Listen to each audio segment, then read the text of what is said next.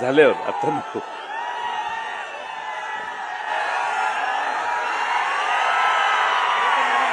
बरं वाजवा.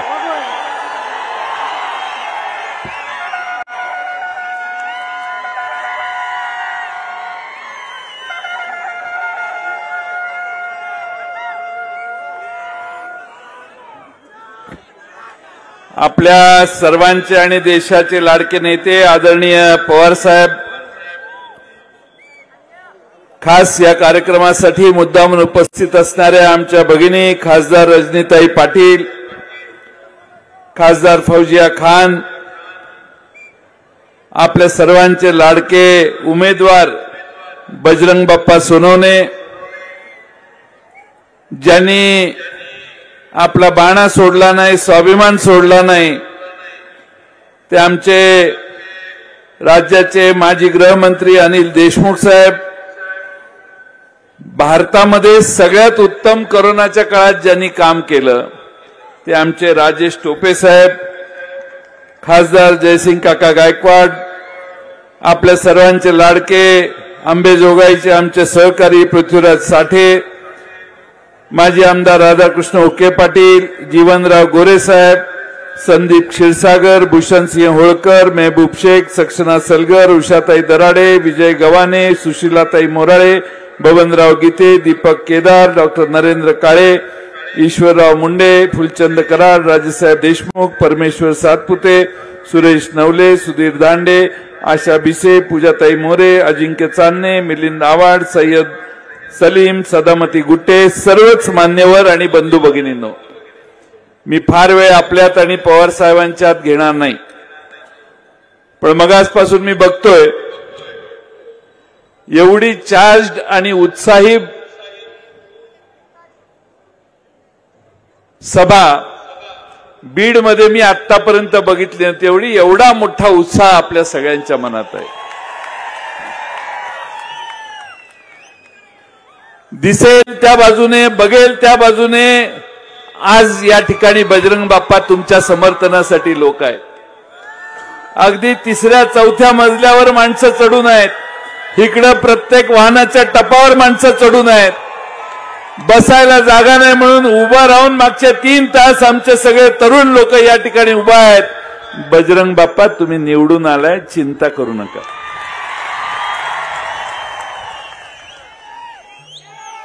प्रभाकर वाघमोडेंनी पक्षात प्रवेश केला, त्यांचं मी मनपूर्वक स्वागत करतो. महाराष्ट्रामध्ये होळकर साहेब या ठिकाणी आलेले आहेत.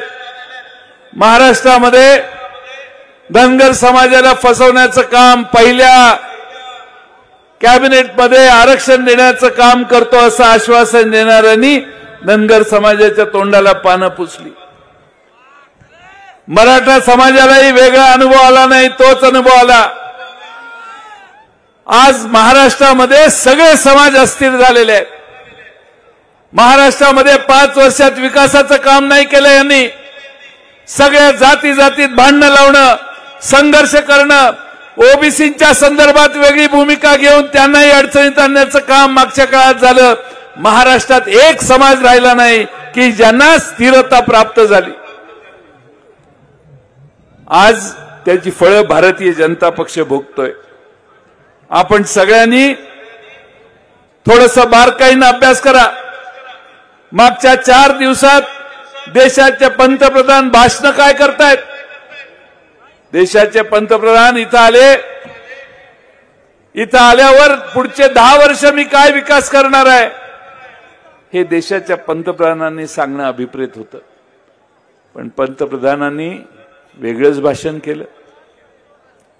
8 दिवसापूर्वी पवार साहेबांच्यावर 2-3दा भाषणं केली.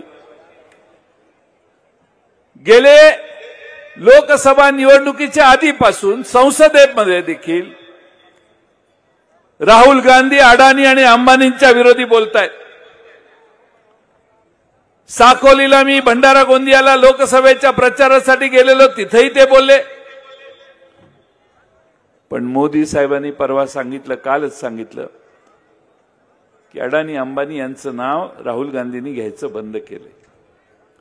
ते आजही घेतात, कालही घेतात, प्रत्येक वेळेला सांगतात की या देशामध्ये मुठभर लोक श्रीमंत झाली, या देशातली सगळी बंदरं एकाच माणसाकडे गेली, या देशातले सगळे विमानतळ कुणाला वाटण्यात आले, या देशातलं मोठं टेंडर असेल तर ते कुणाला देण्याचं पाप करण्यात आलं, या देशातला एखादा विमानतळ त्याच्या ताब्यात नसेल तर तो हिसकावून घेऊन त्याला देण्याची व्यवस्था कधी झाली हे सगळं भारताला माहिती आहे. आणि म्हणून सगळ्यांचा विरोध आहे. ते ठराविक मुठभर लोकांना या देशात श्रीमंत करण्याचा प्रयत्न होतोय, त्याला या देशातल्या जनतेचा विरोध आहे. महागाईला सामान्य माणसं तोंड देत आहेत. बेकारी तर घराघरात भारतातल्या सामान्य माणसाच्या घरात आ वासून तोंड उघडून उभी आहे. सगळ्यांना उद्याची भ्रांत आहे. आमच्या मुलांना नोकऱ्या कशा लागणार याची चिंता भारतातल्या सामान्य जनतेत यांनी निर्माण केलेली आहे. या देशामध्ये काय चांगलं चाललेलं आहे? या देशामध्ये काल खताच्या किमती वाढल्या 200, 250 रुपयांनी. पेट्रोल डिझेल आता परत जर कमळावर बटन मारलं ना तुम्ही तर तुम्ही लिहून घ्या दर मी सांगतो ती. जीएसटी 18% 21% करतील. पेट्रोल 105 रुपयाचं 115 रुपये करतील. आणि परत जर कमळावर बटन मारलं तर या देशातला गॅस पण आज 800-900 रुपयावर कमी केला निवडणुकीपुरता, तो 2000 रुपयावर पोहोचवतील. ही यांची मानसिकता आहे. तुमच्या खिशातनं पैसे काढायचे आणि देशावर जे कर्ज यांनी काढलंय 210 लाख कोटीचं कर्ज आहे, त्यातले 25 लाख कोटी या देशातल्या मोठमोठ्या कंपन्यांची कर्ज फेडण्यामध्ये आणि कर्ज माफ करण्यामध्ये यांची गेलेली आहे. तुम्ही गणित काढून बघा. 210 लाख कोटीमध्ये भारतातल्या शेतकऱ्यांचं कर्ज माफ झालं असतं तर मला आनंद झाला असता. स्वतंत्र भारतामध्ये एकच राजा निघाला, एकच नेता निघाला. मनमोहन सिंगांच्या सरकारमध्ये पवार साहेबांनी 72,000 कोटी रुपये भारतातल्या शेतकऱ्यांचं कर्ज माफी करताना खर्च केले. आमचं महाविकास आघाडीचं महाराष्ट्रात सरकार आलं. 31 लाख महाराष्ट्रातल्या शेतकऱ्यांना महाराष्ट्र सरकारने आमचं सरकार असताना जवळपास 19-20 हजार कोटी रुपये खर्च करून शेतकऱ्यांना कर्जमाफी देण्याचं काम केलं. वर्षभरात यांनी काय केलं? विजेच्या किमती वाढवल्या, खताच्या किमती वाढवल्या. यांचं सरकार मागच्या 1.5 वर्ष आहे. या राज्यातले 2 पक्ष फोडण्याच्या पलीकडे मित्रांनो यांनी काय केलं नाही. आणि म्हणून याचं प्रायश्चित्त देण्यासाठी महाराष्ट्रातली आणि देशातली जनता उत्सुक आहे. काल परवा 7 तारखेला पश्चिम महाराष्ट्रातल्या निवडणुका झाल्या. मी तुम्हाला कागदावर लिहून देऊन इथं जाऊ शकतो की सगळ्या जेवढ्या पश्चिम महाराष्ट्रात 7 तारखेला निवडणुका झाल्या तिथं एकाही ठिकाणी कमळ भारतीय जनता पक्ष विजयी होत नाही. हे आधी तुम्ही लिहून घ्या. विदर्भात, पूर्व विदर्भ, पश्चिम विदर्भात ती काही वेगळी परिस्थिती नाही. माझी खात्री झालेली आहे की रजनीताई, महाराष्ट्रात 48 पैकी 32 ते 35 जागा भारतातल्या महाविकास आघाडीच्या आम्ही इंडिया आघाडीला या महाराष्ट्रातनं देणार आहोत. 32 ते 35 जागा वर खासदार आमचे निवडून येणार आहेत. त्यापैकी 1 खासदार बजरंग बाप्पा सोनवणे असणार आहेत. हे आम्हा सगळ्यांना खात्री आहे. बजरंग बाप्पांचं भाषण मी ऐकत होतो. 5 वर्षापूर्वी देखील त्यांच्या प्रचाराला साहेबांच्यावर मी 1-2-3दा येऊन गेलो. बजरंग, आज जे सगळे विरोधक आहेत ना, त्या सगळ्या विरोधकांनी बजरंग बाप्पा की जय 5 वर्षापूर्वी म्हटलेलं आहे, तुमचा प्रचार केलेला आहे. बजरंग बाप्पा कसे चांगले हे परळीकरांनी सांगितलंय, आष्टीकरांनी सांगितलंय, माजलगावकरांनी सांगितलंय, गेवराईकरांनी देखील सांगितलंय आणि बीडवाल्यांनी पण सांगितलंय. त्यामुळे यांना बजरंग बाप्पा चुकीचा उमेदवार आहे असं सांगण्याचं तोंड नाहीये. आज या बीड जिल्ह्याची जी 10 वर्षात अवस्था झाली, भारतीय जनता पक्षाचं देशात सरकार आहे, महाराष्ट्रात त्यांचं सरकार होतं. 2-2.5 वर्षाचा काळ सोडला तर पालकमंत्री देखील यांचेच होते, खासदार देखील यांचेच होते. मग 10 वर्षात बीड जिल्हा का नाही सुधारला? का प्रगती नाही झाली? मी तुम्हाला राष्ट्रवादी काँग्रेस शरदचंद्र पवार पक्षाच्या वतीनं, पवार साहेबांच्या वतीनं वचन देतो, या बीड जिल्ह्याचा चेहरा मोहरा बदलण्याचं काम बजरंग बाप्पा तुम्हाला करून दाखवेल. पूर्ण दिल्लीची ताकद त्यांच्या मागे पवार साहेब उभी करतील आणि या बीड जिल्ह्यातला रेल्वेचा प्रश्न असो, पाण्याचा प्रश्न असो, या सगळ्यात पवार साहेब आणि आम्ही सगळे लक्ष घालू आणि तुम्हाला न्याय देण्याचं काम यावेळी करू। आम्ही एक जाहीरनामा प्रकाशित केलेला आहे। जाहीरनामा आमच्या राष्ट्रवादी काँग्रेसचा आहे आणि काँग्रेस पक्षाने देखील असाच जाहीरनामा जाहीर केलेला आहे। त्यामध्ये आम्ही सांगितलंय भारतातल्या कुठल्याही गरिबाच्या घरातली चूल पेटणार नाही अशी परिस्थिती होऊन न देण्यासाठी त्या घरातल्या गरीब घरातल्या माऊलीला आम्ही 1 लाख रुपये वर्षाला देणार आहोत। आम्ही आमच्या जाहीरनाम्यात सांगितलेलं आहे गॅसचं सिलेंडर यांनी 1100 रुपयावर न्यायचं पाप केलं। आमचं दिल्लीमध्ये उद्या सरकार येणार आहे आणि ते सरकार आलं तर ह्या गॅसची किंमत 500 रुपयाच्या वर जाणार नाही याची काळजी आम्ही घेऊ। तुम्हाला वरची सगळी सबसिडी देण्याचं काम करू। आमची मुलं डिग्री होतात, डिप्लोमा होतात आणि नोकऱ्या हिंडताना वर्ष 2 वर्ष कशी जातात कळत नाही। बाप खिशातनं पैसे काढून पोराला देतो, पोरगा पुण्याला हेलपाटे मारतो, मुंबईला मारतो, नगरला मारतो, पदर खर्च बाप करतो। आम्ही आमच्या जाहीरनाम्यात सांगितलंय की या भारतामध्ये डिग्री आणि डिप्लोमा पास झाला की दर महिन्याला 8,500 प्रमाणे 1 वर्षभरात त्याला 1 लाख रुपये आम्ही स्टायपंड म्हणून मुलांना देऊ, ज्यांच्यामुळे ती नोकरी हुडकण्याचा सगळा प्रश्न हा बराचसा त्यांचा कमी होईल। आम्ही दुसरंही महत्वाचं एक काम सांगितलेलं आहे। जातीत आरक्षणाच्या संदर्भात गैरसमज होतात। आम्ही इंडिया आघाडीने आणि महाविकास आघाडीने यापूर्वी मागणी केलेली आहे। ती मागणी आम्ही पुन्हा जाहीरनाम्याच्या रूपाने तुम्हाला सांगतोय, ती म्हणजे भारतामध्ये आमचं सरकार आल्यानंतर जातनिहाय जनगणना करण्याचं काम आम्ही भारतात करून दाखवू। ज्याचा जेवढी लोकसंख्या आहे त्या प्रमाणात त्याला आरक्षण मिळालं पाहिजे। पण त्याचबरोबर आमच्या काही आरक्षणात 50% इंदिरा साहनी खटल्यामध्ये, इंदिरा साहनीच्या निर्णयामध्ये 50% वर आरक्षण जाऊ शकत नाही। आम्ही आमच्या जाहीरनाम्यात सांगितलं ही 50% जी अडचण आहे ती दूर करण्यासाठी कायदा करू, कायद्याने 50% आरक्षणाची अट काढू, म्हणजे ज्यांना ज्या पद्धतीने आरक्षण देण्याचं आहे त्यातला कोणताही अडथळा मार्गात राहणार नाही, ही व्यवस्था देखील आम्ही करणार आहोत। या महाराष्ट्रामध्ये आपण सगळ्यांनी बीड सारखा दुष्काळी भाग आपण सगळे इतके वर्ष या ठिकाणी जगता। मी जलसंपदा मंत्री होतो त्यावेळी पवार साहेबांनी लक्ष घालून नाशिक आणि त्या भागात सह्याद्रीच्या बाजूला वळण बंधाऱ्याचा एक मोठा इनिशिएटिव्ह घेतलेला आहे। गोदावरी खोऱ्यात जास्तीत जास्त पाणी आलं पाहिजे। नाशिककरांना नाशिक जिल्ह्याचं हक्काचं पाणी, नगरकरांना त्यांचं हक्काचं पाणी दिल्यानंतर जो अतिरिक्त पाण्याचा साठा आम्ही वळवू शकतो तो वळवून या गोदावरी खोऱ्यातून बीड जिल्ह्याला मोठा वाटा पाण्याचा देण्याच्या संदर्भात आम्ही पावलं टाकू, हा वचन मी तुम्हा सगळ्यांना पवार साहेबांच्या राष्ट्रवादी काँग्रेस पक्षाच्या वतीने देतोय। आपण सगळे आज या ठिकाणी मोठ्या संख्येने आला। सोन्याचा दर मनमोहन सिंग साहेबांच्या वेळी 28,000 रुपये होता तोळ्याला, 28,000 रुपये। आता किती झालंय माहितीये का?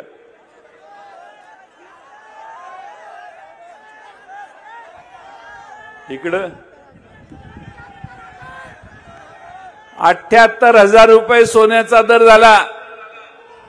मग मनमोहन सिंगांचं सरकार चांगलं होतं का मोदी साहेबांचं सरकार चांगलं होतं? आमच्या सोयाबीनचा दर याच भागामध्ये पाशा पटेलने आंदोलन केलं आणि फडणवीसांनी जाहीर केलं की सोयाबीनचा दर 6,000 रुपये मिळाला पाहिजे, कपाशीचा दर 10,000 रुपये मिळाला पाहिजे। यांचं दिल्लीला आणि मुंबईला सरकार आहे पण सोयाबीनचा दर 4,000वर खाली घसरला। बाप ज्यावेळी 50 क्विंटल बाजारात सोयाबीन विकून येतो त्यावेळी 1.5 लाखाचा त्याला खड्डा पडलेला असतो। 1 लाखाचं खत घेतलं तर 18,000 रुपये जीएसटी तिकडे भरलेले असतात। घर खर्च चालवताना 50,000 रुपये खर्च केला तर 9,000 रुपये राज्य आणि केंद्र सरकारला जीएसटीच्या रूपाने आम्ही भरलेला असतो। आमच्या पायातली चप्पल, कपडे, साडी, शर्ट, पॅन्ट सगळ्यावर यांनी कर लावला. आम्ही बाजारात घेऊन पॅकेटमध्ये गहू विकत घ्यायला गेलो तरी यांनी कर लावलाय. पॅक केलेल्या आमच्या भातावर देखील, तांदळावर देखील कर लावलाय. नरेंद्र मोदींच्या या देशातल्या सरकारने जीएसटी वर एवढा थैमान घातलं की गरीबातल्या गरीब माणसाला देखील जगून द्यायचं नाही शपथ घेऊन हे दिल्लीला सत्तेवर आले.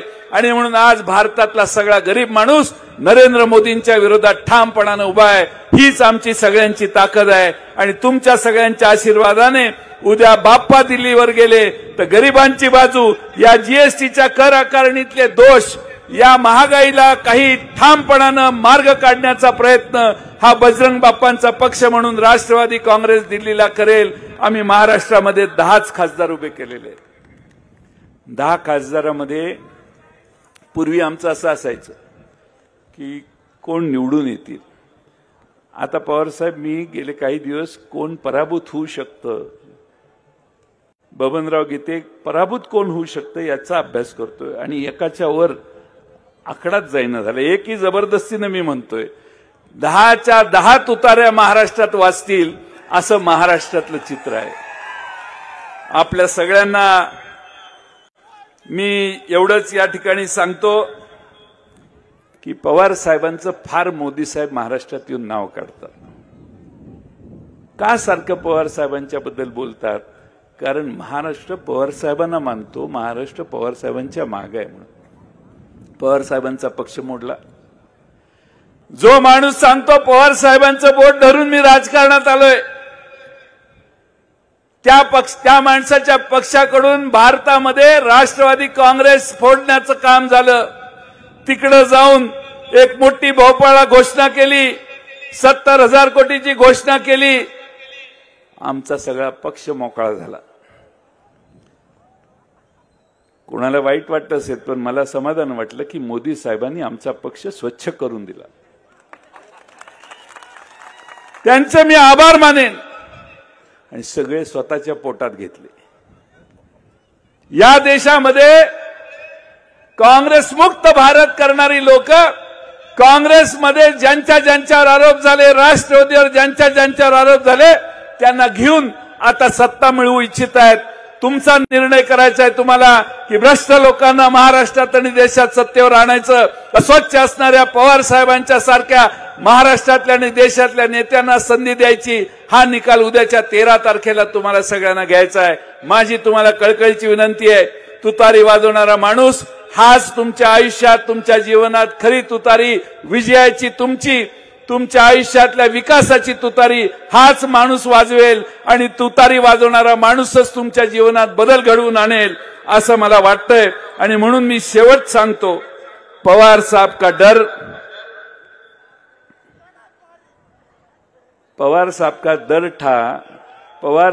डर था इसलिए पार्टी चुरा के ले ली उनकी. बजरंग बाप्पा से हारने का डर है इसलिए मोदी को बुलाना पड़ा तुमको.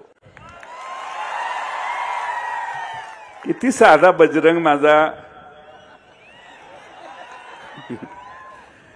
पण बजरंग बाप्पाला पाडायला नरेंद्र मोदींना यावं लागतं.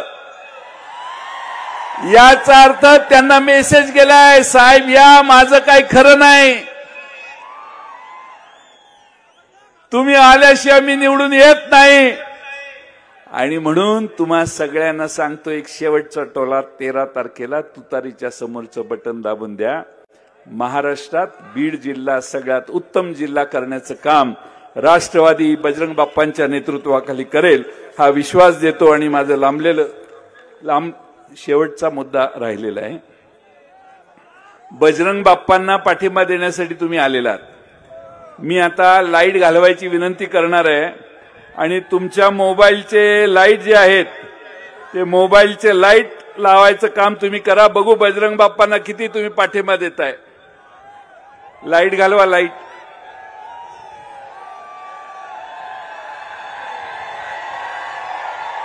अरे वा वा.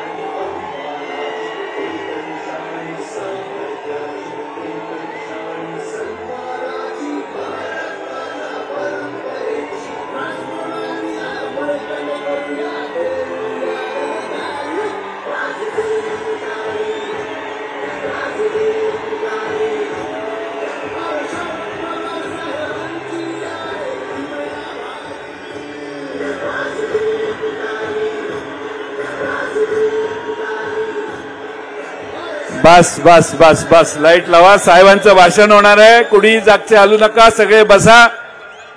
जाताना शेवटच सांगतो, या मोबाईलच्या रिचार्जचे पैसे पूर्वी 199 रुपये होते, ते आता 800 रुपये झालेले आहेत. हेही त्यांच्यामुळेच झालेत. धन्यवाद. यानंतर आदरणीय पवार साहेबांना आमंत्रित करण्यात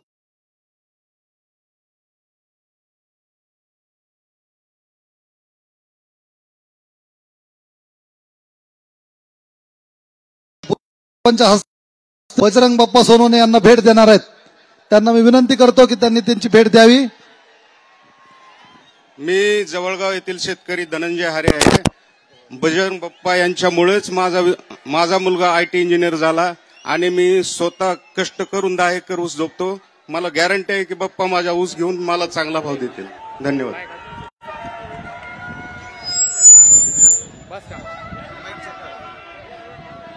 ओके.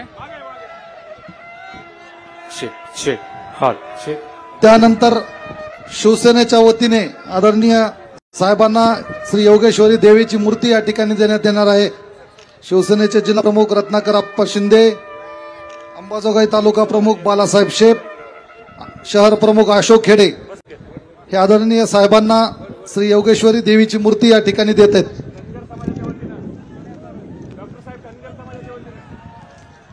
त्याचबरोबर आदरणीय साहेब व भूषणसिंह महाराज होळकर यांना काठी व घोंगडी देऊन या ठिकाणी आज प्रवेश केलेले प्रभाकर वाघमोडे, व्यंकटेश चामनार, सक्षना सलगर व बाबासाहेब काळे हे आदरणीय पवार साहेबांना घोंगडी व काठी देऊन त्यांचा सत्कार करण्यात येत आहे.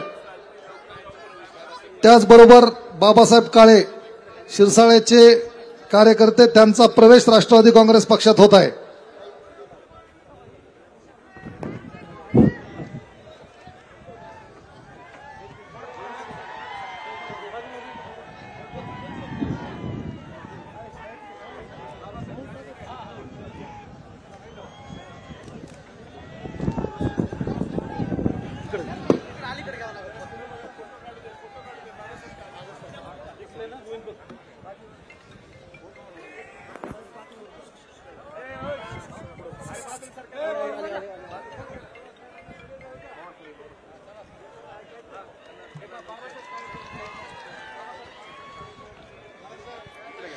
यानंतर आपण ज्यांची आतुरतेने वाट पाहत आहोत ते आदरणीय पवार साहेब या ठिकाणी या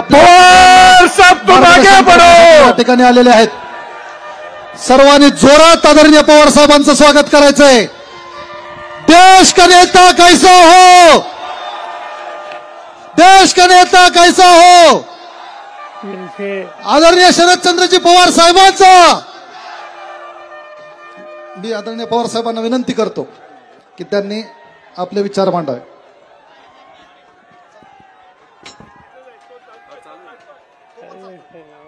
हॅलो हॅलो हॅलो.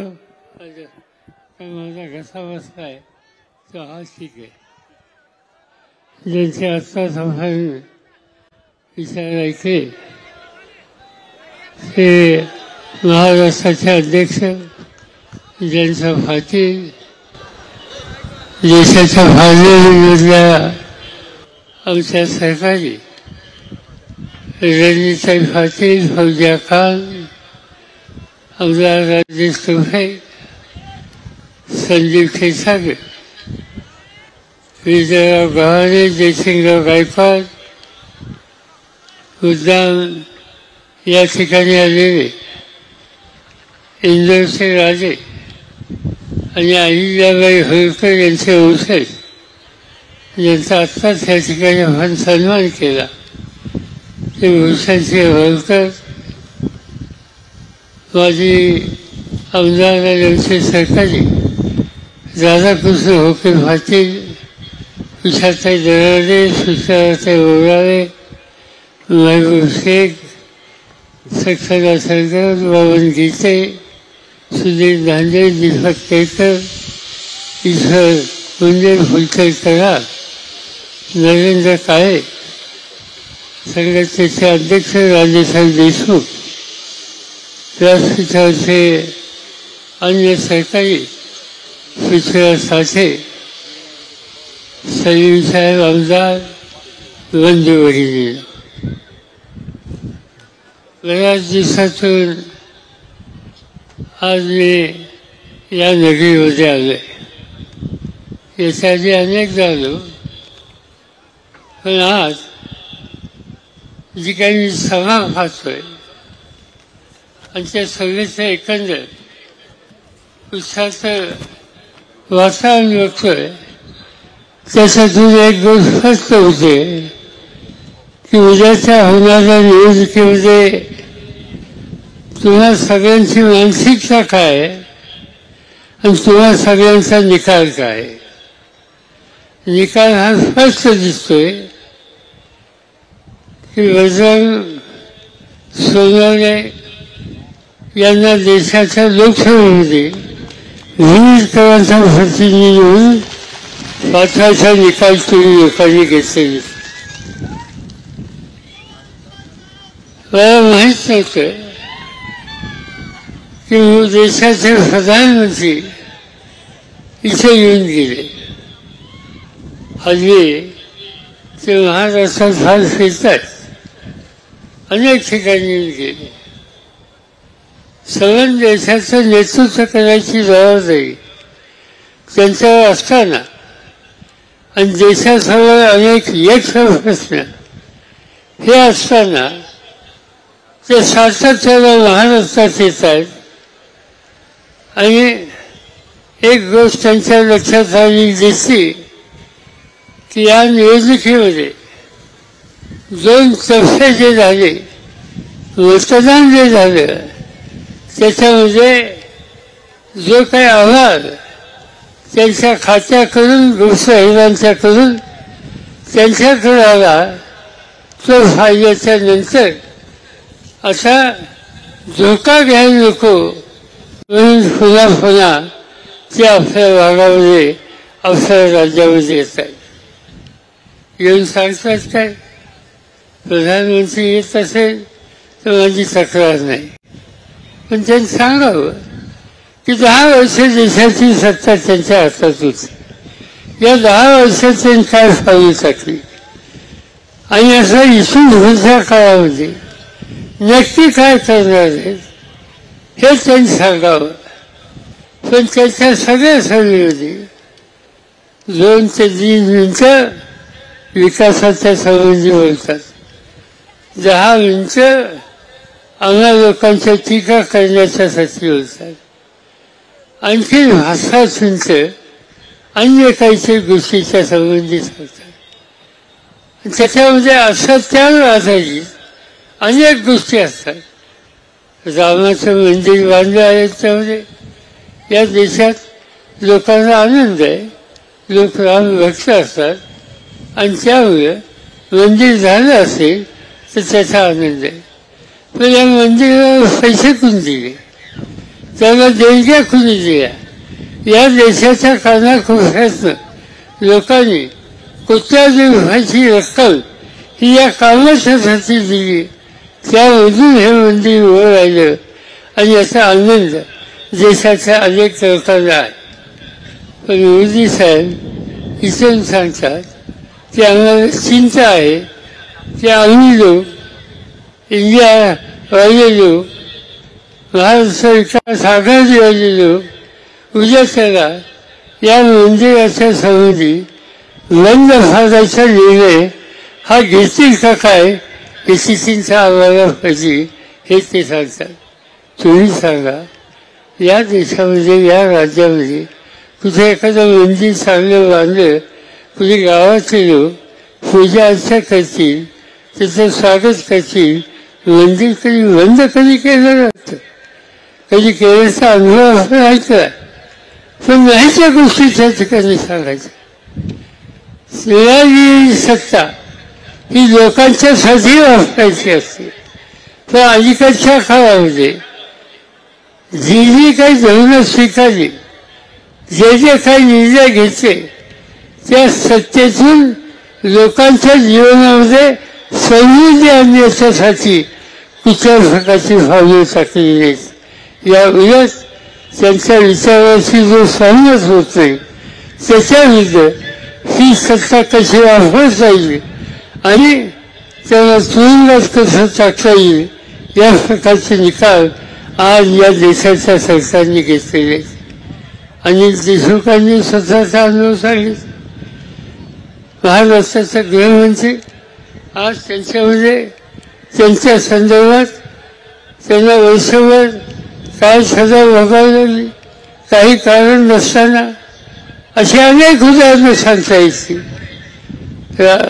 दिल्लीचं राज्य हे देशाच्या राजधानीचं अत्यंत महत्वाचं राज्य. अरविंद केजरीवाल नावाचे ग्रस्त त्या ठिकाणी मुख्यमंत्री आहेत. अतिशय चांगल्या प्रकारचं काम त्यांनी केलं.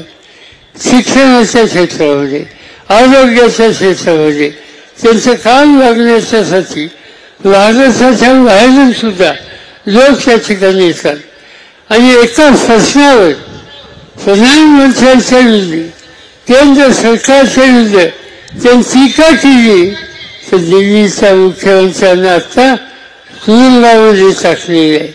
दिल्लीच्या मुख्यमंत्र्यांना सुद्धा. आणखी एका राज्यामध्ये हे झालं आदिवासींचं राज्य आदिवासी मुख्यमंत्री केंद्र सरकार आदिवासींना न्याय देत नाही त्यासाठी संघर्षाची भाषा बोलली टीका टिप्पणी केली. आज तिथल्या मुख्यमंत्र्याला तुरुंगामध्ये टाकलेले. याचा अर्थ एक गोष्टच आहे की त्यांच्या मनासारखी गोष्ट असेल त्यांच्याकडून टीका टिप्पणी करत असेल तर जो मुख्यमंत्री असला त्यालाही सत्तेतून काढून तुरुंगामध्ये टाकण्याचं काम कधी या देशामध्ये झालं नव्हतं. आज त्यांनी या ठिकाणी केलेलं आहे. राजकीय पक्षाच्या नेत्यांच्यावर टीका टिप्पणी केल्याशिवाय त्यांना झोप येत नाही. राहुल गांधी एक देशाचा तरुण या घरानं देशाच्या स्वातंत्र्यासाठी मोलाची कामगिरी केली. त्यांनी काश्मीरपासून कन्याकुमारीपर्यंत देशाची पदयात्रा काढली. लोकांना भेटले त्यांचं दुःख समजून घेतलं आणि असं काम करून लोकांचं दुखणं जाणून घेऊन त्यासाठी आग्रह मार्ग काढण्यासाठी राहणारा हा तरुण नेता याच्यासंबंधी शहाजादे म्हणून उल्लेख कर. मला सांगायला पाहिजे राहुल गांधी त्याच्या कुटुंबाची जी काही सेवा आहे देशाची जो त्याग आहे तो आम्ही कधी विसरू शकत नाही. त्यांच्या वडिलांनी देशाच्यासाठी काम केलं त्यांची हत्या झाली. त्यांच्या आजीनी इंदिरा गांधींनी देशासाठी काम केलं गदिनी घालवण्यासाठी कष्ट केले त्यांची हत्या झाली. जवाहरलाल नेहरू यांनी स्वातंत्र्याच्या आंदोलनामध्ये 13 वर्ष तुरुंगामध्ये घालवले आणि स्वातंत्र्य मिळाल्यानंतर हा देश लोकशाहीच्या मार्गाने चालवायचा एक नवीन रस्ता सर्व देशवासियांना दिला. एवढं मोठं काम ज्या नेतृत्वानं ज्या कुटुंबानं या देशासाठी केलं आज त्यांच्या संदर्भी अशा प्रकारची टीका टिप्पणी प्रधानमंत्र्यांनी करणं हे सोबत नाही. पण आज त्यांची खात्री झालेली आहे की ह्या देशामध्ये त्यांनी काही सांगितलं तर देशातली जनता सत्ता त्यांच्या हातामध्ये देणार नाही आणि त्यासाठीच इतरांचं टीका टिप्पणी करत अन्य ठिकाणी त्यांचं लक्ष एवढं एक कार्यक्रम घेऊन आज ते या ठिकाणी येतात इथे येऊन गेले. त्यातून हा प्रश्न सुटणार नाही हे तुम्हाला माहिती आहे आणि आता आपल्यालाच पुढाकार घ्यावा लागेल. आम्ही देशाच्या सगळ्या विरोधी पक्षाच्या लोकांना एकत्र करतो. त्यांच्या सामूहिक शक्तीच्या जवळ लोकांच्या समोर पर्याय देतो. मी तुम्हाला खात्री देऊ शकतो की ही एकही आम्ही विरोधकांची करतोय तरी उद्या नवा भारत हा उन्नतीच्या दृष्टीने जे जे काही करावं लागेल ते करण्याच्यासाठी ठोस पावलं टाकणारी एक नेतृत्वाची फळी ही देशाच्या समोर या निवडणुकीच्या दिसल्यानंतर तुला लोकांच्या पाठीवर पाहायला मिळेल त्याची खात्री या ठिकाणी मी देतो. आणि हे करण्याच्यासाठी लीड करणारी एकच काम करावं, त्यांनी आम्हाला वजनदारांचा एक उत्तम सेवा व्हावी आणि कष्टकऱ्यांच्याबद्दल आस्था असलेला खासदार मोठ्या वचाने निवडून द्यावा हीच विनंती मला या ठिकाणी करायची. आज हा जिल्हा दारिद्र्यामध्ये आहे, दुष्काळामध्ये आहे, हे सगळे फसले, पण ते प्रश्न सोडायचे असतील तर जो काम करतो, जो उत्तम काम करतो त्याला निवडून देणं हे गरजेचं आहे. ज्यांनी 9 लाख टन ऊस या ठिकाणी गाळला आणि 2700 रुपये जिल्ह्यात सगळ्यात जास्त भाव ज्यांनी दिला अशा माणसाला तुम्ही मोठ्या वचाने विजय कराल. त्याची खून ही असं सगळं माहिती आहे. सुसाजी वाजवणारा माणूस त्याच्या पुढचं वचन द्यावा आणि एक नवीन इतिहास या ठिकाणी निर्माण करा एवढीच विनंती करतो आणि आपल्या सगळ्यांची रजा घेतो. जय हिंद, जय महाराष्ट्र. बीड लोकसभा मतदारसंघासाठी राष्ट्रवादी